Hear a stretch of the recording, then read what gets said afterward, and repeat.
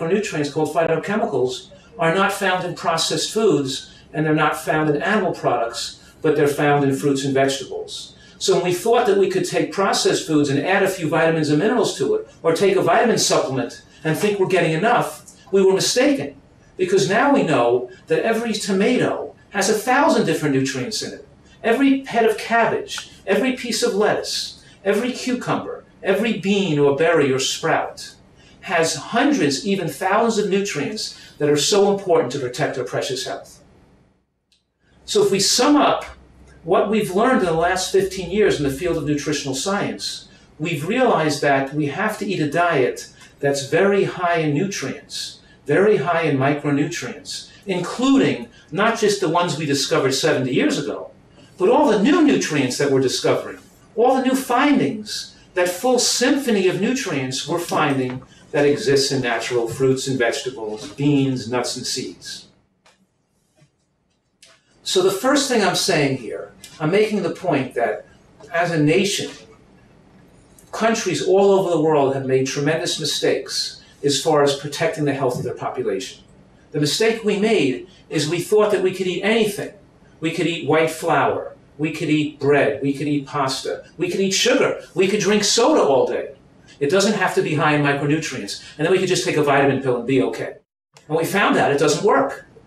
We actually have to eat real food with a climate to grow healthy foods, and farmers that grow fresh fruits and vegetables, and a homeland that has availability of peppers and tomatoes and cabbage and lettuce and sesame seeds. You have the availability to eat superfoods, and these superfoods could protect us against chronic, degenerative, and dangerous diseases, preventing medical tragedies. So you have to really eat these foods. So let's talk about this for a minute. Because we're saying here is that we have to eat a diet high in nutrients and lower in calories. So the first thing I'm saying to you is that animal products like chicken and meat and fish and eggs should not be the major portion of a diet. A healthy diet has to be plant-based. Most of what we eat has to get these phytochemicals from natural plant foods.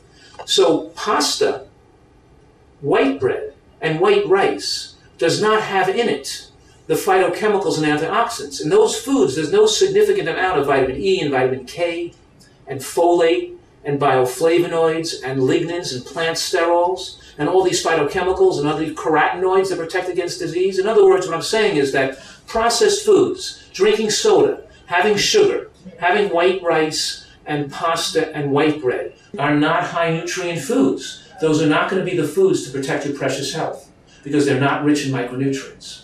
And likewise, animal products like chicken and meat also do not have the same nutrients. They're also missing the vitamin E, vitamin K, the folate, the bioflavonoids, the lignans, the phytochemicals, the carotenoids, the same nutrients that the processed foods are missing. Worldwide, we're seeing populations get most of their calories from processed foods and animal products, and they're not eating fruits and vegetables. Then what are they missing? Of course, they're missing those antioxidants and the phytochemicals that are present in plant foods. And instead of going to doctors and getting pills to take to lower your blood pressure, and instead of taking medications to take away chest pains, and then having surgeries on people's hearts or procedures to make the blood to flow better, those do not make people live longer. The most powerful intervention, the most powerful medicine is what you can do in your own home, in your own kitchens, in your own gardens, and what you can do with your own life to protect your precious health. It's not what doctors can do for you with medications and surgeries. What I'm saying today is that we all are in this together. If we all eat a diet, which we call it a plant-based, high-nutrient diet, we look to eat more of the foods that are highest in nutrients. And the foods that are highest in nutrients, including these micronutrients I'm talking about, are green vegetables. Green vegetables win the awards because they have more nutrients per calorie than any other food. In other words, an animal product like a piece of chicken or a piece of meat is not high in nutrients per calorie. It gives you lots of calories, but not lots of micronutrients. Now take a piece of broccoli or some cabbage or kale that also is high in protein, because don't forget, green vegetables are high in protein.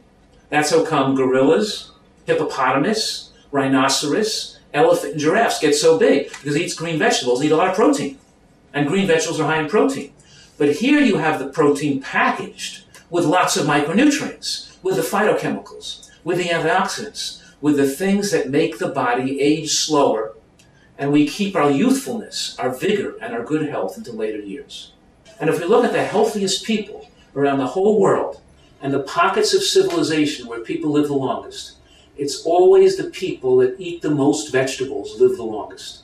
And let's touch on certain types of foods we want to include in our diet for optimal health.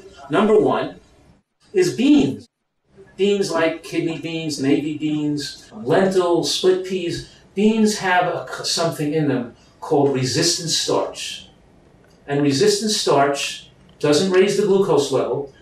It's broken down by bacteria in the colon. And the bacteria in the colon change the resistant starch into short-chain fatty acids. And those fatty acids protect us against colon cancer. Beans promote weight loss, they give us energy, they're high in protein, and they protect us against cancer, and they're linked in the scientific studies to enhancement of longevity in elderly people.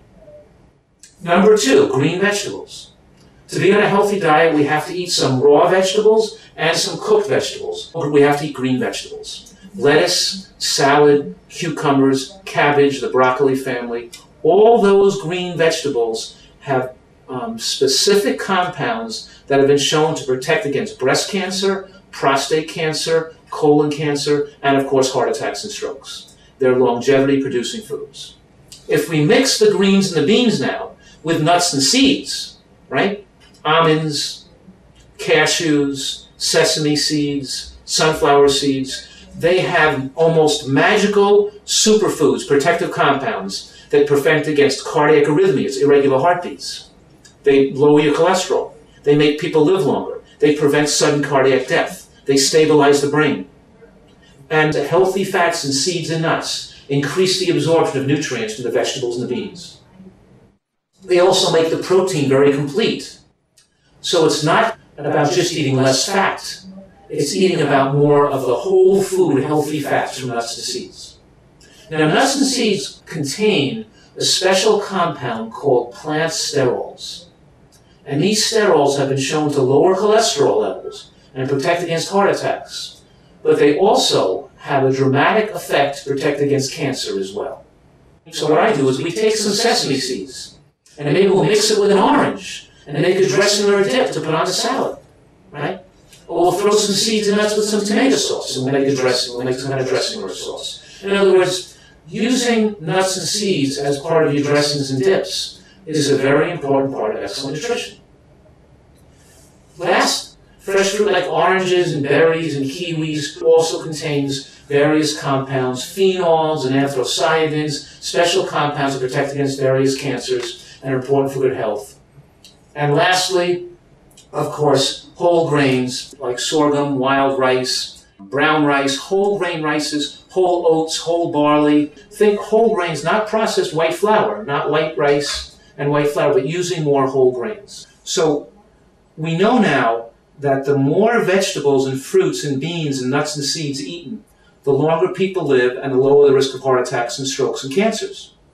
Now, in addition to preventing these chronic diseases later on in life, it also can help people have better function in school, more attention, more alertness, more protection against diseases like influenza, like the flu.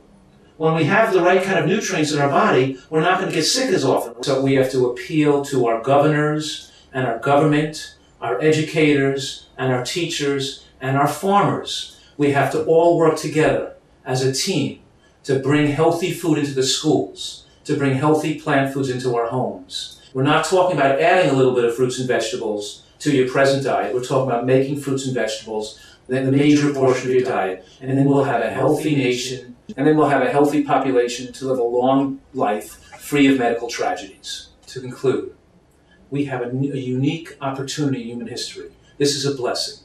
We have science and information that can enable us to live better and to live healthier and to live longer than ever before in human history. Let's take advantage of the natural bounty of the land and have one of the healthiest places in the whole world.